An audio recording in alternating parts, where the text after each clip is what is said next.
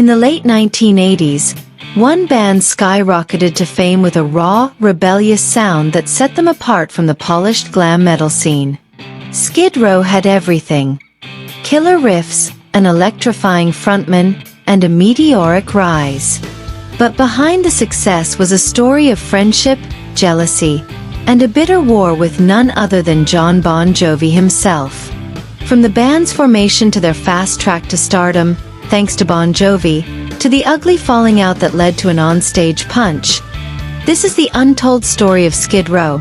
But if you like this kind of topic, kindly subscribe for more new rock icon story that we upload. Thank you. Skid Row's roots trace back to Toms River, New Jersey, in 1986. Guitarist Dave "Snake" Sabo. Seems these days. This is Dave Sabo. Don't be such a wanker, man. It's not Sabo. It's not Sabo. It's Sabo. That's right. A childhood friend of Jon Bon Jovi, had once played alongside him in an early version of what would become Bon Jovi. But while Jon Bon Jovi went on to global superstardom, Sabo wanted to carve his own path. Skip rope. Skip rope. Remember? He said, listen boy, you want to make it in this business, Skid Row. Sabo formed Skid Row with bassist Rachel Bolan, guitarist Scotty Hill, and drummer Rob Affuso. But they lacked a powerful frontman, until they discovered a young, charismatic Canadian singer named Sebastian Bach. With his high-pitched wails, commanding stage presence, and wild energy, Bach was the missing piece. At this point, Bon Jovi was already one of the biggest bands in the world. Jon saw potential in his old friend's band and stepped in to help. He used his connections to get them in front of industry giants, including his own manager, Doc McGhee. Bon Jovi even personally financed Skid Row's first recordings, setting them up with the best producers.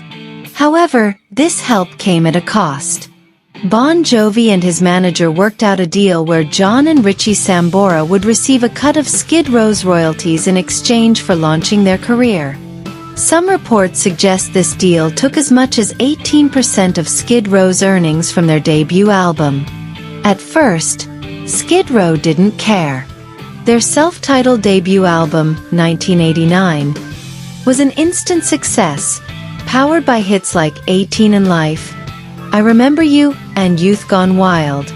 The album went multi-platinum, and they soon found themselves opening for Bon Jovi on the New Jersey tour. But as their success grew, tension followed. Skid Row was quickly becoming more than just an opening act. Bach's stage presence and the band's aggressive style made them a fan favorite. Some concert-goers even started leaving after Skid Row's set instead of staying for Bon Jovi. This didn't sit well with Jon, who still saw them as the band he helped create. Meanwhile, Skid Row started resenting Bon Jovi for taking a share of their earnings. They felt like they had earned their success on their own and that Jon was taking more credit than he deserved. Behind the scenes, things got worse. Bon Jovi's camp reportedly treated Skid Row like second-class citizens on tour.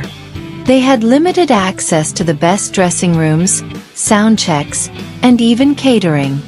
Jon's ego clashed with Sebastian Bach's wild personality, and soon, the tension became impossible to ignore.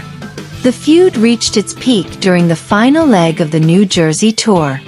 According to reports, an argument backstage escalated into a physical altercation between Jon Bon Jovi and Sebastian Bach. Bach, known for his fiery temper, was already frustrated about being overshadowed. He reportedly mocked Bon Jovi in front of crew members, and Jon, never one to back down, confronted him. Things got heated, and at one point, Bon Jovi allegedly punched Bach in the face.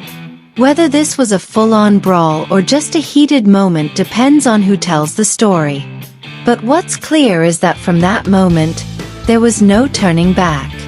Skid Row finished the tour, but the friendship between the two bands was over. Despite the fallout, Skid Row was riding high. Their second album, Slave to the Grind, 1991, debuted at #1 on the Billboard 200, a rare feat for a heavy metal band.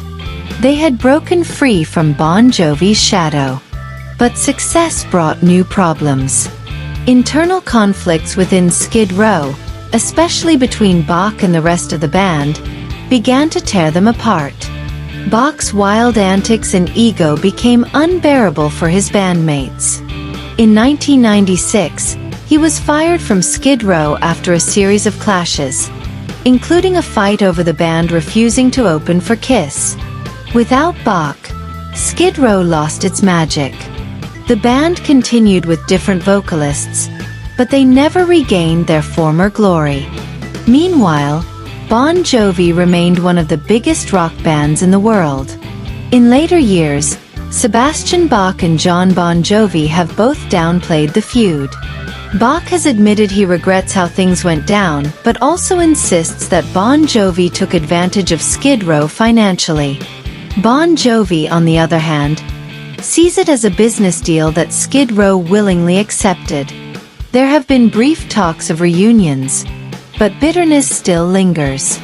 Skid Row has continued to perform with various singers, but a full-scale reunion with Bach remains unlikely. Skid Row's rise to fame was meteoric, thanks in large part to Jon Bon Jovi. But their fast success came with strings attached. Financial disputes, backstage politics, and egos clashing. In the end, Bon Jovi helped make Skid Row famous, but their relationship turned from brotherhood to rivalry. Would Skid Row have made it without Bon Jovi? Maybe. But one thing is certain. Their story is one of rock and roll's most dramatic feuds, a tale of friendship, betrayal, and the cost of success. Let us know in the comments. Do you think Bon Jovi did the right thing, or was Skid Row justified in their anger? And if you enjoyed this story, don't forget to like and subscribe for more rock legends. God bless. Album in conjunction with Jane Fonda, That's right. we'd be hell on wheels. He says, no, Skid Row, for men, rock and roll.